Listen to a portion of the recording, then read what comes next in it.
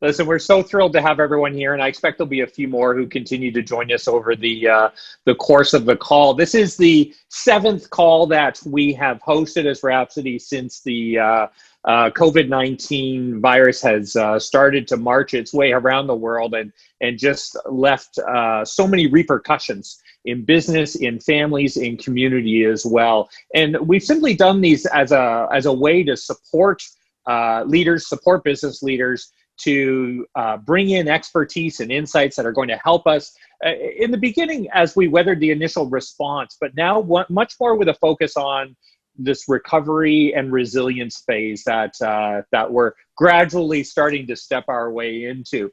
These are incredibly important to us as we find our way through this together. And one thing we have learned over the course of this is that coming together, doing this together is hands down the best way to do it. We're seeing it over and over. And so we're grateful for each of you who has shown up here today. We're grateful for all of the leaders who have shared their insights over the course of these conversations. And we're going to continue to do that as time goes by.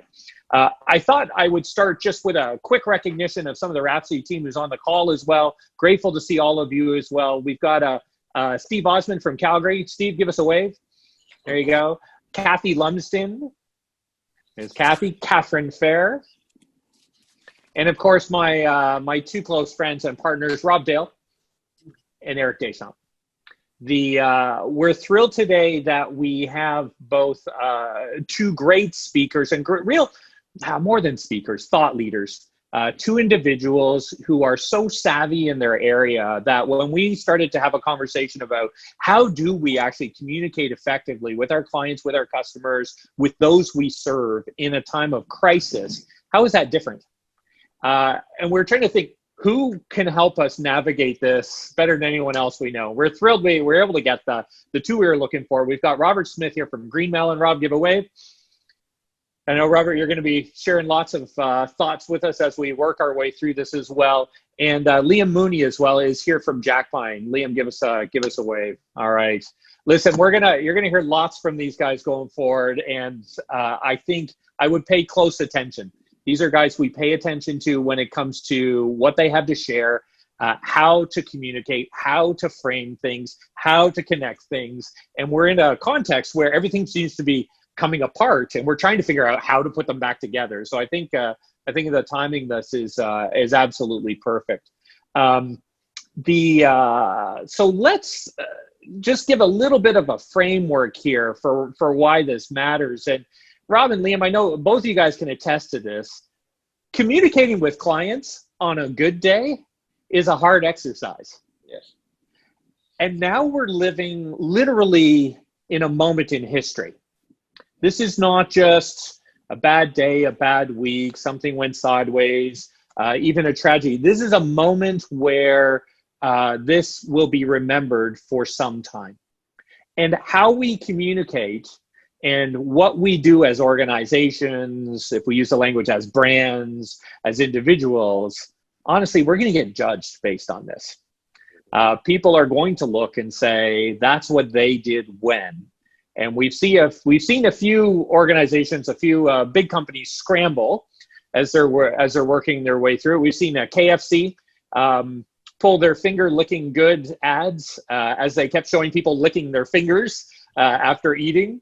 There was another company that I think it was in August of last year. They actually started marketing face masks. Some with chainmail and stuff, and they're trying to sell all the health benefits of it. And now they're struggling to say, do we keep doing that or not? What do we say and what don't we? How do we know if we should or shouldn't? There are a lot of questions that are baked in this today. And so what we want to do is really provide an opportunity to say, how do we effectively engage with our clients in this really unfamiliar situation that we've got to contend with?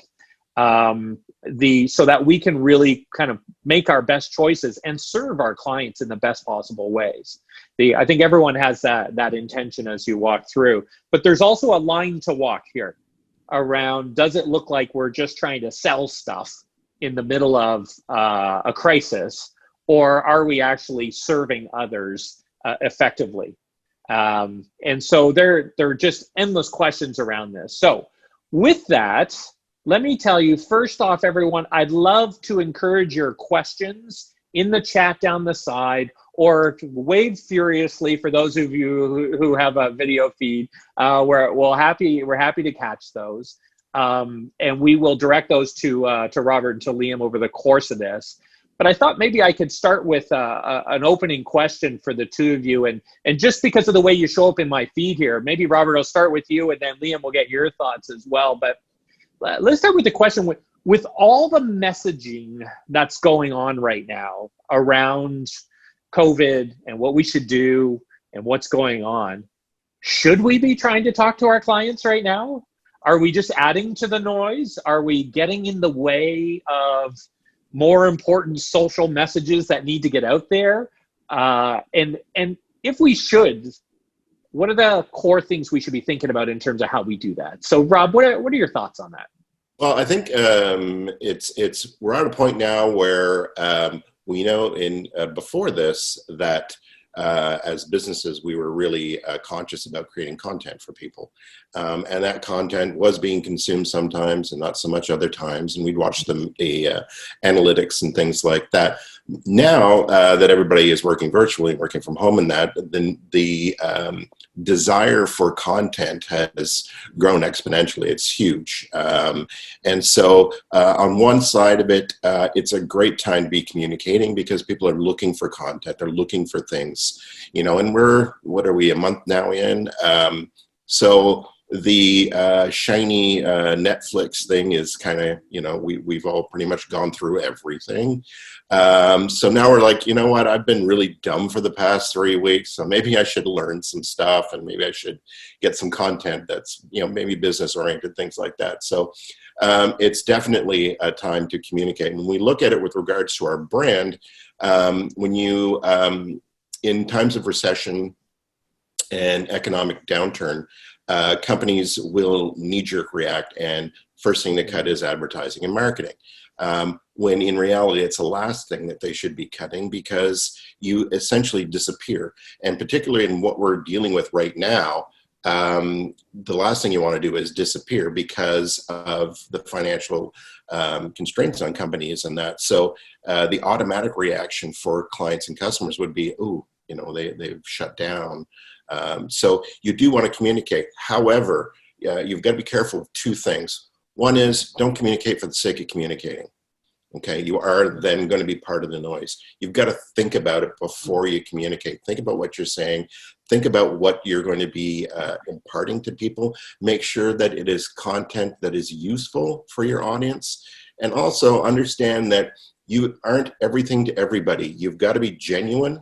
Know what you're, and I'm speaking corporately here. I'm not speaking personally, but corporately, remind yourself of your mission statement. Remind yourself of your vision statement. Remind yourself of what your company stands for, and audit everything you're going to be putting out there to make sure that it is in alignment to that. Otherwise, you are going to be watering down your brand as much as not saying anything at all. So really be true to your audience and to yourself in your messaging. You can't turtle. I mean, you've got to be out there. You've got to be giving information. And that's the key thing right now, is that lending hand, that making sure that your core clients are doing okay. It's a great message. And, Rob, I think one of the things that struck me as you described that was, you're right. So many of us have seen so many businesses close their doors right now. It's not clear who's open and who's not. Exactly. And so to be able to make sure that we can still demonstrate that we're there, still with meaningful message, but that we still exist, I think is incredibly important. And Rob, Dale, what were the numbers in terms of expectations of business survival that we were just talking about the other day? Can you share? Do you remember what those were? I think the last numbers that I saw posted yesterday, one of the surveys that came out was something like 52% of all small businesses will shut their doors completely for good if they don't get to reopen by the end of May. So staggering numbers for sure. Incredible. So I think, Rob Smith, to your point, making sure people know which half of that group are you, is incredibly important as we go through it. Thank you very much. Trev, the other number that was that there's only something like 20% of businesses right now are fully open. And so that number is even more speaks to what Robert was saying around if only 20% of businesses are fully open today, if you need to let people know whether you're open or not is such a great point. No, fantastic. Thank you for that. Liam, let us get your thoughts on that as well. And then perhaps right after Liam is finishing his thoughts, maybe we can take a couple of questions in terms of some core issues that might be floating around, and we can dive into those a little bit. So Liam. Yeah, sure. So I think communication is absolutely critical right now. And depending on where you are in the economy will dictate a different response. And if you're primarily a B2B company or primarily a B2C company, it will dictate a whole different set of criteria for you to evaluate, I think. For example, Rob, I know you invented the Farm Boy brand. Sobeys, one of their first reactions was to not necessarily come out and do a branding campaign, but find a plexiglass contractor to install plexiglass in their facilities so that they could drive a message around security and safety for their staff and for their employees. Chorus Media did a survey just last week asking Canadians, 1,000 Canadians, what they wanted from brands and what their expectations from brands were, so as consumers. And just less than a fifth wanted brands to stop advertising altogether. Yeah. So the vast majority of Canadian consumers still expect engagement from brands that they know and trust. And 50% of those respondents, they wanted brands to tell them, to this theme of like, are you still open? If they can still access the company's products and services.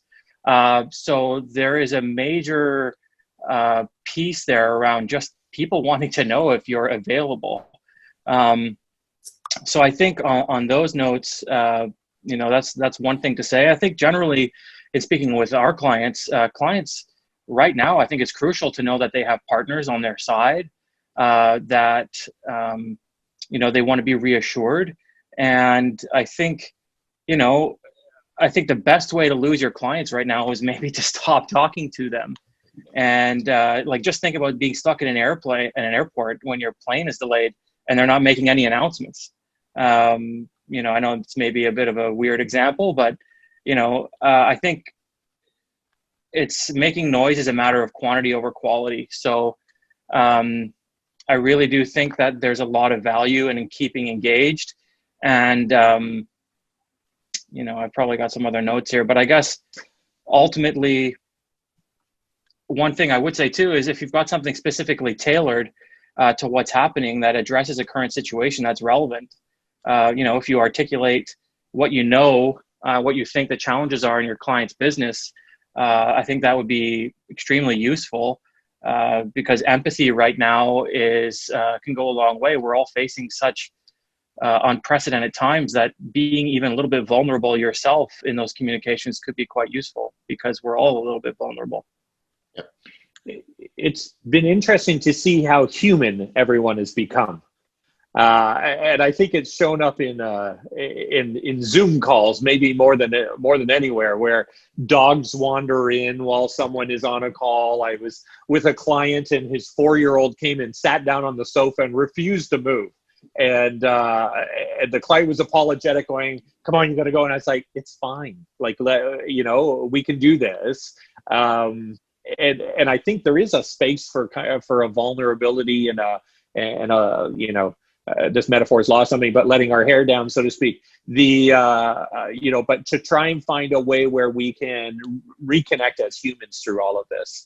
And I think I have to believe there's a real risk for brands and organizations to come across a bit tone deaf in the midst of this. And I think, Eric, we were talking about, you used the expression around carpetbaggers when we were having a conversation a little bit ago, and how, after in the Civil War, folks from the North would come down to the South. They called them carpetbaggers because the luggage was made of basically carpets. But there was a view that you're not one of us, Yeah. and you're here to exploit us. Yeah. So how do you balance that? Because Eric, I just thought that was such a perfect metaphor. Like, for us to go out right now and try and grab somebody and say, hey, I can help you, or you need my product or my service. It's like, whoa, I don't even know you. In a moment like this, how do you make sure you don't come across as if you don't belong and that you're just trying to exploit the situation? Is that a question to me, Trev? Well, no. Well, for I me, think it's a question to our guests, right? Yes. Sorry, I was grateful for you for opening the door. Robert Smith, walk through it. this is the first time I'll do that and not get arrested. Basically, the thing is, what we need to do beforehand, social media and digital engagement was a sales tool, right? And we were using that, LinkedIn, all that. Now what we have to do during this time period is we very much need to silo our communications, and anything social media in that needs to be awareness-based. It needs to be imparting information that no sales at all whatsoever. You need to save your sales for direct one-on-one, and that's a technique that I've been using. And it's good because what it does is it's getting you in front of your client base and saying, hey, I'm here for you. I want to know, let's just jump on a call off the clock. Let's jump on a call for half an hour and let me know how you're doing and what's going on. We have some museums, for example, who are really struggling. So for them, it's like, well, let me help you. Let's plan. Let's get organized for when this lifts and you're ready to go. It becomes more strategic now in our industry. And so really, like I said, remind yourself about your mission statement and things like that. And to your point, Trevor, instead of being like an interloper or a carpetbagger, when you're genuine about your messaging and you're speaking to your mission statement and your beliefs, you aren't going to be doing that, right? Because you have an audience, you have a tribe who believe in what you talk about and who use your services or buy your products because they're a part of your tribe and because you speak their language. So the minute you go outside of that, it smacks of desperation. And it's like, oh my God, we've got to find work anywhere we can and we'll be whatever you need us to be. Whereas if you really just stay, and it's funny because in normal times, it's, low-hanging fruit kind of scenario where you're just going through your client base and just saying, hey, how you doing? I haven't talked in a while, and that's the best way to do it. And particularly now is to really define and make that division. That's great advice. It's great advice. Liam, what are your thoughts on how we navigate that so it doesn't just look like we're exploiting the situation and trying to take advantage of it, but we're actually able to position ourselves in a way that's truly helpful? Yeah, I think if you have, to pick up on something Robert said, people may not be in decision-making mode, but they may be in planning mode. So if you can be a part of that planning, that could be particularly useful. But I think if you have an offer that has an insight into a client need, and it's grounded in something quite real, then that sort of insulates you from the appearance of being craven. I think it sort of helps you kind of, like, the subtext would be that you're thinking strategically for your clients, and that obviously nobody wants to come off as a flin-flon salesman huckstering crap, especially right now, but at any time, really. And so I think that, I don't know, another thing you might be able to do that would help with this is having a real discussion around payment terms. Talk to your clients around and ask them if they need to revisit sort of the pre-pandemic payment plans they had. That might be something that kind of is disarming or is just sort of realistic and acknowledges the situation and puts you squarely on their team. And I think it's a communication, but it also, it can drive a lot of trust and bonding at a time when people are looking to see, like, who's on my team right now. And more than being a provider of a good or a product, you want to be genuinely connected to people. And I think that's one thing that's come up as well is through all of this, there's one thing that hasn't changed, and it's that we're all human, and we still look for these basic connections. And the more that we can drive that, and it's interesting to hear Robert talking about like the one-on-one connections. And I truly believe that as well, especially right now, because, the uncertainty of the outside world has forced itself into every aspect of our lives. And so I think that for all of us, it presents so many opportunities because there might not be an immediate shutdown to new ideas or new approaches. Because the whole economy has shifted into something unknown, I think what's acceptable and isn't acceptable in terms of risk has truly shifted. And if you can find ways to navigate those conversations with your clients, I think you might be able to unlock massive change. And these are the types of changes that maybe as practitioners or individuals, we've always wanted to see in our industries or in our relationships with our clients or in the way that they do business. And I think the fact that people's routines have been so upended, most of the things that people talk about are surplus to the things that our clients might be trying to do in a given day. So if folks are trying to reinvent the wheel in their organization, they may be open-minded in a way that they've never been around problem solving. Adaptation, flexibility around the organization is going to be at an all-time high. So, you don't want to, you also at the same time have to frame that with a realistic lens. Like, yeah, it's a pandemic. Like, people aren't going to be as productive. And if people are at home with kids, they're going to be even more challenged. They're going to have less time.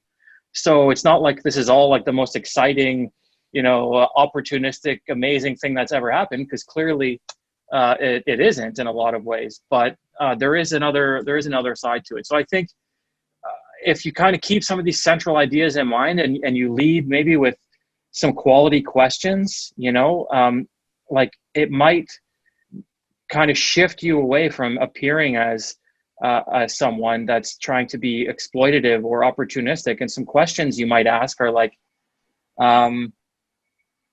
which needs or products are taking center stage for your clients? What customer needs exist for which there are currently no solutions? What are we not doing for our customers currently? Maybe that's something you can think about. And if you were starting over now, what company and offering would we build? And of your loyal customers, why are they still doing business with you? So those might give you some insights into how you can approach some of your clients as well during these times, like thoughtful aggressiveness, maybe. That maybe not the best term, but I quite like it. It's that, or I also, I've realized from our conversation, we're also shifting back to 1800s language. If we're going to use huckster and carpetbagger as key terms. So, retro is going to be cool. It's,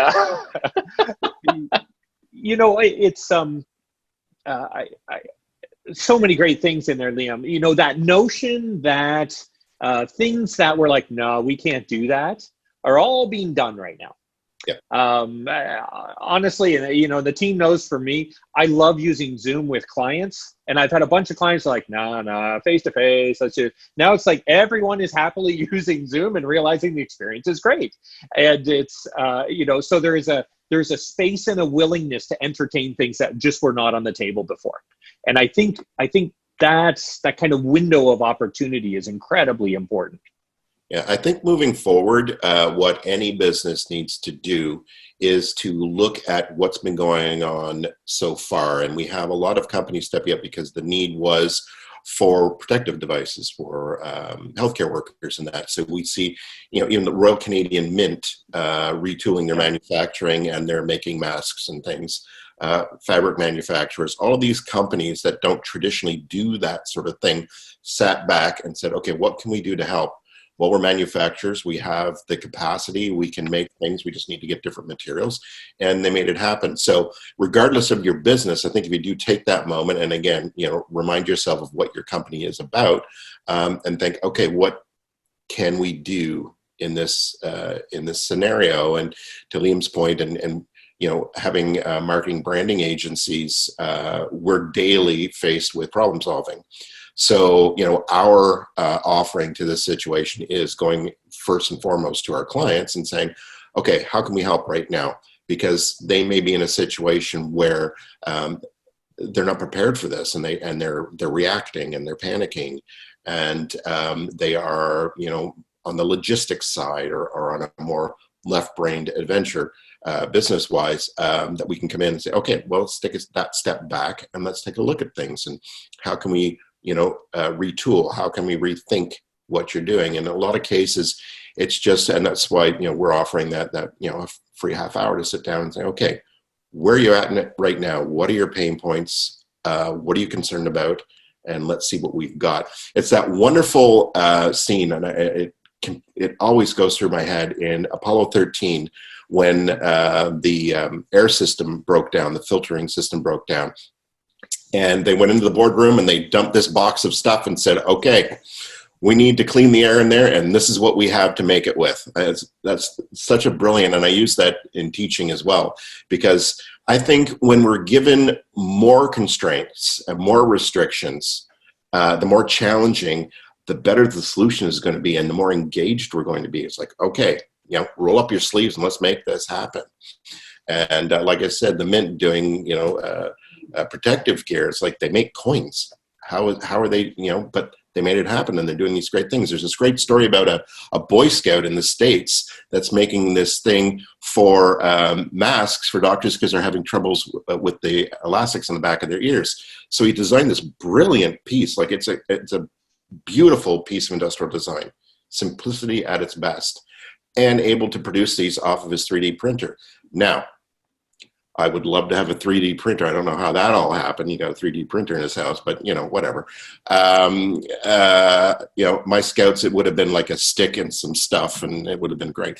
But anyways, but there's innovation that's amazing, right? And that's where I think times like this really, the cream rises to the top. It's like, okay, let's just do this. And that's where the genuine thing comes out from a business point of view. And I'll say, at this point now, car manufacturers doing these black and white ads, and like, we bought this space and now we're talking about these people, really doesn't come across as being genuine. And so again, there are better ways to do that. Yeah. Why are they not coming across as genuine? I got a couple of thoughts about why, you're saying, whoa, hang on, they had already bought advertising space well in advance. They had to do something with it. What is it that people should have in their minds that starts to reveal going, I don't know if this is a good idea or not? Yeah, well, it's the way it's done, right? Like particularly the black and white and the drama. And aren't we wonderful for taking this time and doing that? I would rather see them take that time period and highlight some of the people that are doing some of the great work, the great engineering work, like this Boy Scout, or things like that. Like, find those stories and take that time to tell those stories. It just the script is lifted from everything. Like, there's nothing unique about it. It's just an echo chamber. Mm. No, it's a great reminder. It's a great reminder. We don't want to just end up sounding like everyone else. Otherwise, I think we're losing the entire point of that individuality, that realness, if we just sound like others. And if you could put, just any logo on it at the end and it wouldn't matter. Is it really you? Is it really you? There have been some major brands who they've been taking their logo and, I know McDonald's took their arches and separated them. Volkswagen took its V and its W and separated. Hey, like, is this silly, or is this clever? True disruption is the IKEA ad with the furniture monster. Mm. Okay, their message is reuse furniture. You don't have to throw it out. The lamp at the garbage being reused. That's counterproductive. That's counter brand for them. They sell that stuff. Why are they telling people to reuse it and not throw it out and things like that? That's a genuine message. No, that's great. That's great. Eric, you had a question. Why? By all means. Well, this whole notion of timing, and in this vacuum where lots of organizations are not communicating, Lots of them are just making noise. I think, again, you guys are reinforcing, both of you, Liam and Robert, reinforcing the whole need to focus on bonding right now over branding, bonding with your audience, bonding with your clients, bonding with the folks that already know, like, and trust you, and deepening the relationship, adding value. But there is this notion of the need to get out in front. We've been talking a lot with a lot of the leaders. It was a major theme in last week's call that the horrible news of this pandemic is that a lot of businesses are not going to survive. I think the unemployment, like is it over 4 million Canadians now that have reached out and applied for the various programs that the government has made available. And that's only going to get worse in the months to come. Sophisticated leaders understand that this is a terrible thing that's happening, but it's presenting an incredible opportunity once the dust settles on the other side.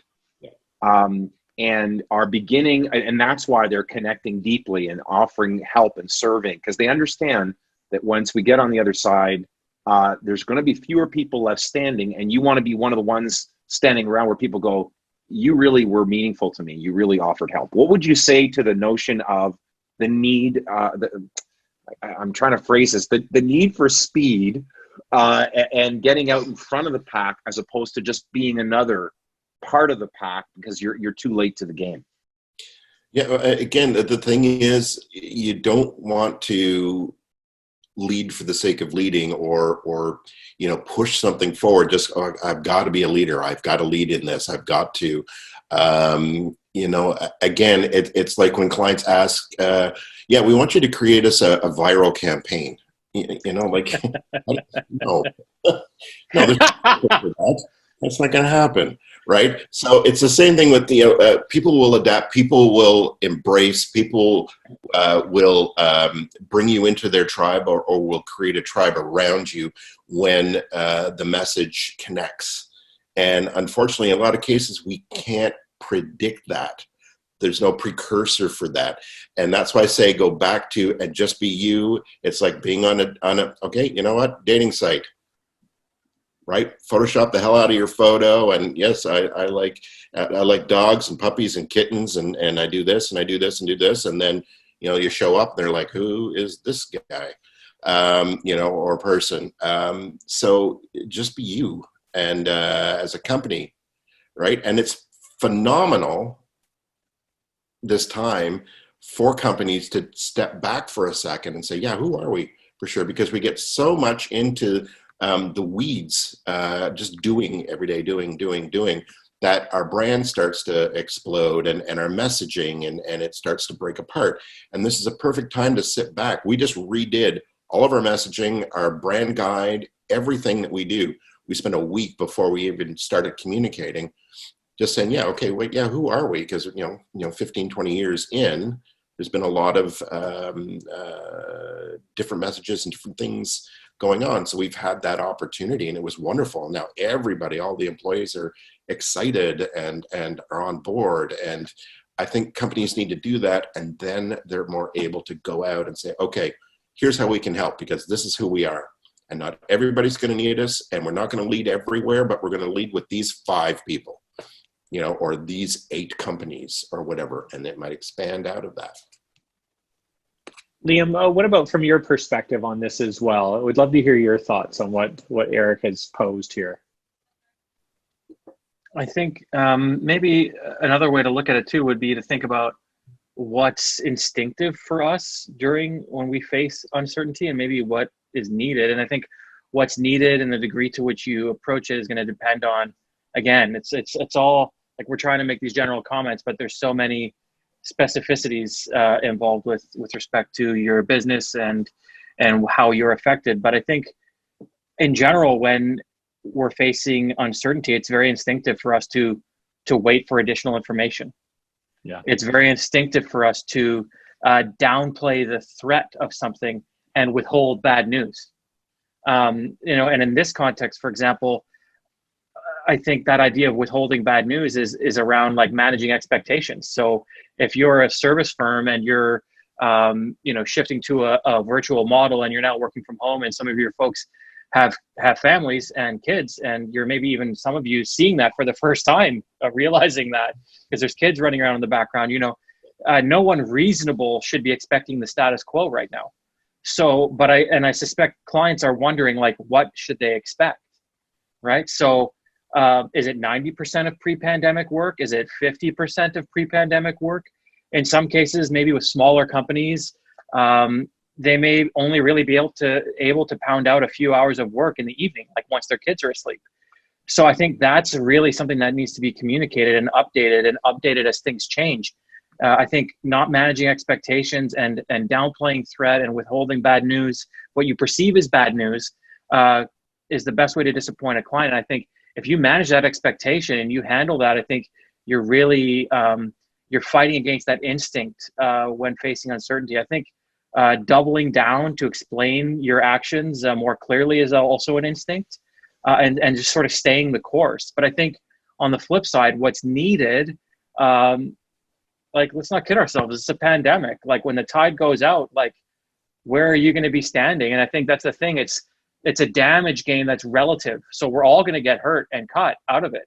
I hate to use that word or those language, but like, where will you be relative to your peers? And so in that sense, there is a certain amount of needing to act with urgency. I think communicating with transparency as a way to fight against that instinct of downplaying the threat and withholding bad news, and taking responsibility, focusing on problem solving, and engaged in, to the extent that it is reasonable and not exhausting, engaging in that constant updating around expectations. Those are some things that come to mind. And I think also just thinking in terms of probabilities, not binaries. Like, when all this stuff started happening around, like, borders are going to be closed and people are going to be stranded. And it's like, okay, so what's the binary thought? Okay, we're going to be closed. The borders are going to be closed tomorrow and I'm going to be stuck in this country and I'm never going to get home. Okay, well, what are the probabilities? What are the other things that might happen? Okay, well, maybe they'll be closed in 3 days and there will be something that the government will arrange I can get home, or, this or that. So once you start shifting from probabilities to binaries, you start moving from instinct to what's needed. There was a famous French philosopher during the Renaissance, Michel de Montaigne, and he said, "My life has been full of terrible misfortunes, most of which have never happened." So it's a great reminder. It's a great reminder. It's the imagination can run as far as you let it. And sometimes that's good. And sometimes that's a very bad idea. And I think being able to, help to anchor ourselves and to be real about it. I think you're right. Well, anyone that I would speak with, if I were to ask them, listen, how's your business? If they go, oh, we're fine. It's pretty much the same. My radar would be going off because it has touched everyone in every industry in some way. Right? Either it's supply chain or customer or staff or resources or systems or borders or, in some way, shape, or form, this has happened. And so being real about it is the authentic thing to do. I think there are lots of businesses who, in a good situation, if you said, how are things? Oh, fine, no problem. And then the next day they go out of business. You go, well, I don't think those signals are going to fly right now. Everything is being, brought out into the open a little bit more. So I think resisting that is, not a good idea, as you suggest there. Guys, I wanted to get your thoughts on what should we be avoiding at all costs? What should we absolutely not do right now so that none of us, fall into a trap? What's that, Robert? Sell. Sell. Right. Sell. Don't, the hard sell, and, that's no. I guess now people are looking for information, they're looking for help, they're looking for a hand up, they're looking for partners, they're looking for people to help. It's not the time to sell. And, for people who are thinking, well, yeah, but I've got a business too, and that, yeah, but in a time like this, if you're that hand, if you're that strategist, if you're that manufacturer like the Mint, for example, and those things, it'll come. It's that passive sell that will happen, and it'll give you the opportunity to interact with them. But I think, there's certainly areas financially that are, being given to us right now that can give us a little bit of a runway to allow for this to transpire, right? But yeah, any kind of overt selling and trying to be everything to everybody. No, great advice. Great advice. Liam, how about from you? A few different things, and they're sort of a range, but I think maybe it goes without saying, but I'll say it anyway. I think people should avoid, unless you're a public health official, avoid providing information on the virus. I think offering raw packages that might make you seem, may give the appearance of desperation. I think a lot of companies right now are looking for, kind of three things: empathy, clarity, and stability, to the extent that it can be possible. And I think that stability piece really kind of comes from just an real honest description of what your capacity in your life looks like right now as a business. But I would say, in addition to those things, given the extraordinary circumstances, I don't really think there are any sacred cows right now. So, I think not communicating should be avoided at all costs, and not managing expectations. I know I've just sort of gone over those, but a lot of that other stuff should be on the table, and maybe avoiding boilerplate content for the sake of content. Marketing solicitation in general, just make sure you're not wasting your audience's time. It's generally a best practice in general, but that's super amplified right now. And it just can't really be overstated how important that is. So those are a few thoughts. Those are great. Thank you. So, Rob Dale has asked here, because Rob's a funny guy. So his question is, what role should humor play in our communication right now? Rob, I'd say in general, none. But should companies avoid humor in their messaging? What do you guys think? Is there room to be funny right now? Two things. One is, if you're not a funny person, don't try to be. Rob Dale, that message was for you, I think. But thank you, Rob. Keep going. Yes. And I think wit is better than humor in a business scenario. Humor's for Facebook and friends and family and things like that. Wit has a place in business, I think. Fantastic. Liam, how about for you? I think maybe more than humor, it's about being playful a little bit. I think in times of stress, we tend to overlook the important human capacity of play, to temporarily forget about, goals and improvise. And I think biologically, play can be characterized as de-risked, and it can accelerate learning, and for example, like in the animal kingdom, like juvenile animals, they will actually pretend fight, which is actually a highly effective preparation for real animal combat. I know it's a weird example, but I think in unprecedented, rapidly changing situations, play is a critical capability, as well as providing obvious, much needed stress relief. How many of us are currently working from dawn to dusk? Like, play can end up being counterintuitively very productive. We can make interesting new connections between ideas. We can allow ourselves to loosen up from our, sort of regular laser focused instrumental approach. So I think the CEO of Lego once said that creativity is the rearrangement of existing knowledge into new useful combinations. So just like playing with Lego bricks, this can lead you to valuable innovations, just like the Google search engine or the Airbnb business model. And so, it's not like something immediately useful will come out of this for you, but playing at least allows us some practice to imagine and improvise, and being open to inspiration.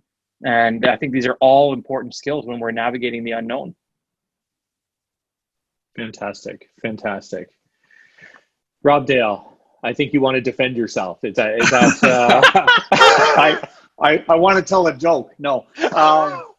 And I asked that, one of the things that I had a conversation with a client this week, and around that conversation around being funny. And I think this goes back to maybe what you said earlier, Robert, about, again, knowing who you are first. If your communication had a sense of humor, you had a bit of that before, I think it's probably okay to allow that to continue. It's, again, part of the identity of your brand. If not, this isn't the time to start doing that. But what about also in this with the communication? I was thinking this the other day. I was watching some TV show on TV, and in that moment, completely forgetting about COVID-19. I was like, okay, it's just an escape from it until the commercials came on. And all the commercials brought you back to, because every commercial right now wants to speak to the crisis. And so what role is there even for certain brands? I guess the question I'd have on this is whether it is humor or what, but to be able to include the escape from reality moment when you're, let's say, on YouTube, going through YouTube videos, and all of a sudden, again, how do you market that, or how do you target that, would be a question for the guys. Robert, why don't you dive in first, and then actually, you know what, Liam, we've been doing. No, Robert, please, Robert, you go first. Oh. I'm a slow burn kind of guy.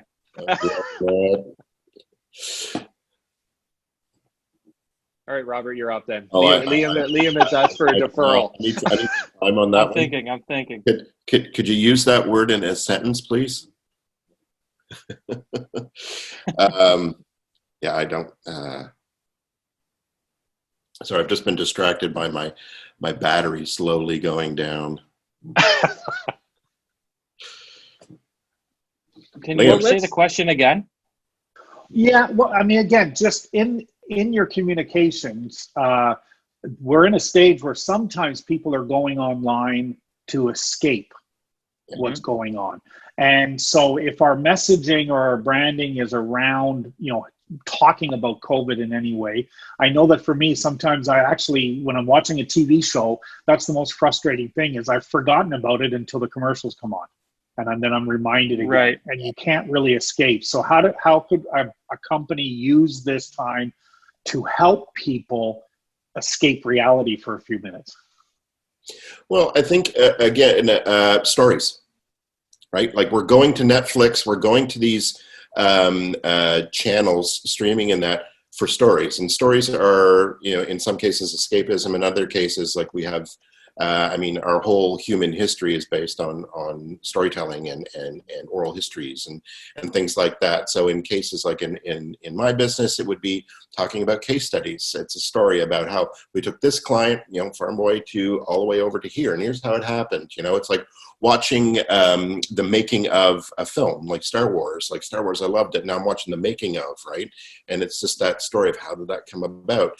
And so we're very much in that world right now where, YouTube video instruction videos constantly, and DIY shows and all of that. So I would say any business out there, like, give a backstage pass. Yeah, how do you make that? Or how does this work? Just give them some stories, some content, something that's engaging and that's interesting, because a lot of times most businesses that we interact with the facade, the front part of it. And it's always interesting to see what happens in the background. Thank you for that. Appreciate that. Liam, how about for you? A final thought on that?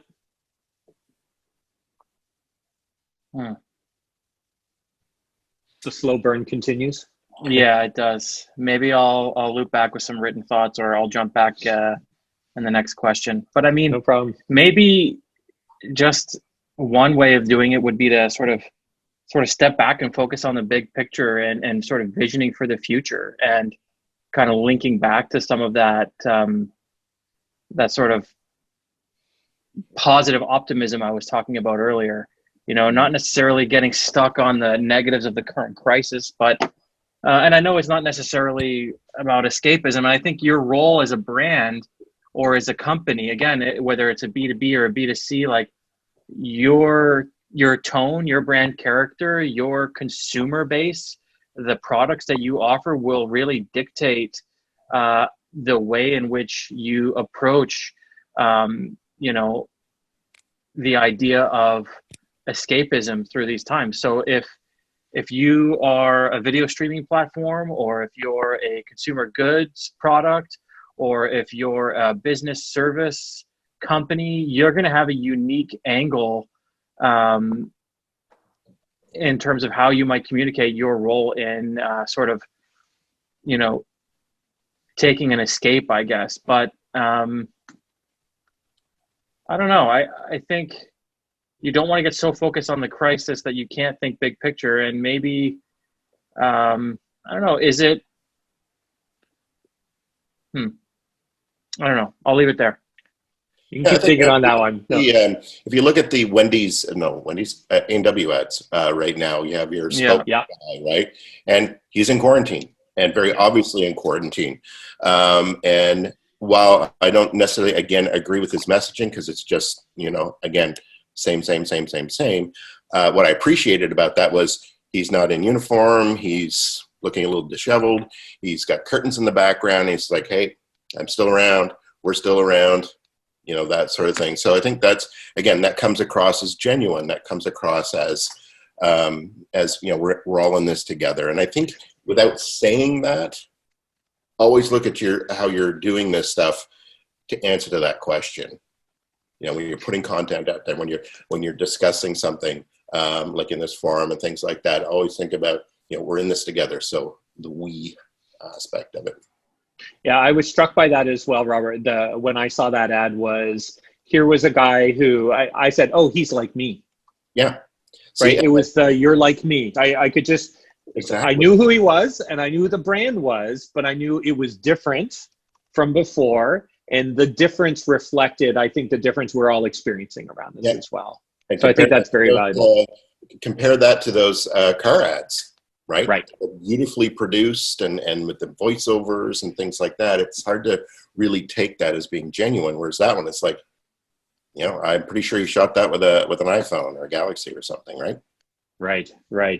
Well, listen, it's raw, it's unfiltered, it's unscripted almost, even though, you know, he was maybe reading off something off screen a little bit, but it felt like an off the cuff, like, you know, hey, and it's a national television ad, and it wasn't shot to the aspect ratio of most modern television screens. And so it kind of even drove further this notion that, like, we're real, we're not polished, we're not, you know, we're people, and there's people behind this company, which I think is an interesting thing to pick up on, and definitely came through for sure. And I think if one of the car manufacturers would have taken the smartphone and walked through one of the empty factories and just say, you know, we're in this too, you know, we've had to lay off people, and it's, you know, and just talk a bit about that. And again, just handheld, walk through the empty, and just put the reality of the fact that they're a business and they've had to lay off thousands of people, and talk about that. And that's genuine, instead of, you know, beautiful cinematography, and, you know, it'll be great one day when you get back onto the road and driving our cars, right? Right. No, great insights there. Ken, I'm going to give you the last question, and then we're gonna land this ship. All right. Excellent. So, thank you very much. Sylvana, yes. I love it, by the way. Thank you for that. Ken, go ahead. Great, thank you. Yeah, so I was going to step in a little while ago, and then the segue was reintroduced with we're all in this together. So I wanted to share with you a call that I participated on this morning, and I see Mark from 28 Digital's on this as well, and he was on that call earlier. And it was with our local business association, or business improvement area, sorry. So I'll tell you about that call and the interesting conversation. And then Robert and Liam, I wouldn't mind hearing just your thoughts on it. So I didn't leave the call with the takeaway that I'm going to find a solution. I didn't have a solution, but I'm just really curious about it. So it was about a community of businesses. So not one particular service provider, be it a restaurant or whatnot, but a community of small businesses who are shut down because they're non-essential, yet they have big businesses, the Walmarts and the Costcos, who are remaining open because they're essential, but they're also selling the non-essential sorts of goods and services that these smaller businesses are are hoping to sell. So there was a talk, do you get to the media? Do you somehow try to level the playing field? You want to try to appeal to, I'm in the community of Barhaven. You want to try to appeal to that community that you don't want to be driving down the streets in 6 months' time and finding your friends. They never had a solution. They had a lot of really good ideas on how a community of small businesses can reach out to the people who are not shopping there because they're not allowed to. I don't have the answer. Just any thoughts from Robert and Liam on that? Liam? Yeah, absolutely. Well, I think a lot of businesses are small retailers, small businesses are being pushed to the digital landscape. And I think a lot of brick and mortar businesses, maybe this is something that they've avoided doing for a long time or have just sort of been tentative around pursuing. But I think they might be more surprised. They may have more assets than they think they do offhand. Like email lists could be a very powerful thing, like your customer data. Who do you have in your customer database? And what do you know about them? And, they care about you as well. And I think that if you can, whatever it is your business does, and I guess there's a way to talk about it as a group as well as on an individual basis. And so are you thinking, Ken, like, how do you approach it as a group or on an individual basis? It was, so I don't even fit in that particular category of businesses, but it really was from a group, from a collective. Right. Yeah, I think maybe one thing would be that idea around communicating collectively, and I've seen this happening in pockets. Who's open, what's available, and finding avenues to promote that. I think just finding ways to highlight the ways that people can still shop or any kind of delivery options they have. I mean, this kind of goes without saying. I mean, I think there is definitely a sentiment that people still want to shop local, even maybe more now than in the past. But at the same time, these other large multinational corporations have built-in advantages, and during this time, it definitely would seem like we're at an unfair advantage. These people are sort of exploiting us. Maybe you could even say like Amazon delivery times are much longer than normal right now, for example. So if you can be nimble as a group, if you can collectively find solutions for delivering products together, or if a local shop can deliver same day, that's way more convenient. It obviously has operational challenges, and maybe beyond the scope of what a particular business is willing to do. But I think if people collectively looked at, resources they had that they could share, whether that's communications, capital, vehicles, any other operational types, facilities, sort of share in that brain trust, they could even, I don't know if I've seen this yet per se, but campaigns for the local business areas, like I know each business area is distinct and they have their own offerings, and some are more affected than others. Anyway, I'm rambling a little bit right now, but those are some thoughts. No, I think that's exactly it. I mean, you're a member of a BIA to be a part of a group. These aren't individual solutions. This is a group solution. And you need to sit down together as a group and look at, again, like Liam said, how many people have now, like restaurants and that, who have been able to stay open because of Uber Eats and these delivery services and that. And that's not just unique to that one sector. Again, if your BIA gets together and say, okay, let's work with an Uber driver, or let's work with somebody who's in that industry, who's already tapped in, who already has that together, and let's start delivering through that. Let's start offering, let's make it more convenient. So you know what? You don't have to stand outside of Walmart 6 feet apart from each other, wrapped around the corner of the store, and wait to get in. We'll bring it to you, right? Also consider, when you look at these mom and pop businesses, there's always these fringe or kind of fun products and things like that, you're not necessarily going to get at Walmart. And if we look at the business case of CauseBox, for example, where you get this box of stuff and it's really exciting, from what I understand. And, there's all kinds of things in it. So if this BIA gets together and say, okay, we've got a salon, and I know salons are really hurting right now. So why don't they get together and put together like a spa box, right?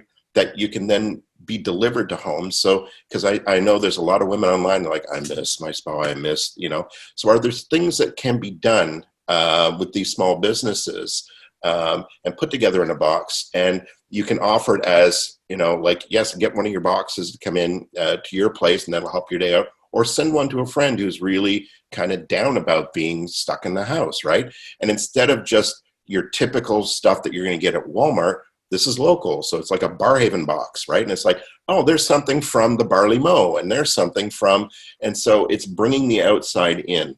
And that's what we're really losing right now and missing. I think it's this incredible moment where constraint is meeting opportunity. Yep. But between the two of those is creativity and innovation, right? To say, how can we start to really find something exciting and fresh here? Listen, Robert and Liam, I want to thank both of you. We're gonna wrap it up. We've gone a few minutes over. I'm happy with that. I think this has been such a rich conversation and such a valuable one as well. Both of you, your thoughts have been really useful. I know I've taken away a number of things. Thank you, Eric and Rob, for capturing a number of those in the notes there as well as we've gone through. I'm thrilled also we've got Mark from 28 Digital here as well. The Mark, along with two others, and I'm not going to say the people because they didn't show up, but I'll tell you the company, Reach Local and SEO Plus, will also be with Mark tomorrow to talk about. Today we talked about what do you say. Tomorrow we're going to talk about how do you get it out there. How do we use these tools in a really effective way? So, Mark, I'm glad you're here. Thank you for joining us today. Looking forward to tomorrow.